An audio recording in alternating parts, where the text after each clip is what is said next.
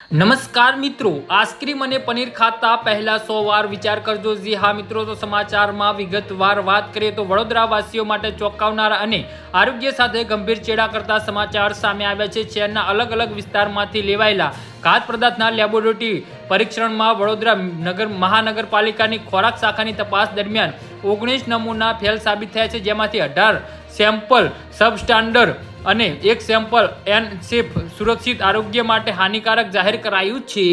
જી હા મિત્રો, અત્યારે હાલના સૌથી મોટા અને દુઃખદ સમાચાર સામે આવી રહ્યા છે. તો મિત્રો, સમાચારમાં વધુ વિગતવાર વાત કરીએ તો તપાસમાં સૌથી મોટો ધડાકો શ્રી જનતા આઈસ્ક્રીમ એન્ડ જ્યુસ સેન્ટરના આઈસ્ક્રીમમાં થયો છે. તેમનો આઈસ્ક્રીમ રાજભોગ લેબોરેટરી ટેસ્ટમાં સબસ્ટાન્ડર્ડની સાથે માનવ શરીર માટે અત્યંત અનસેફ જાહેર થયો છે.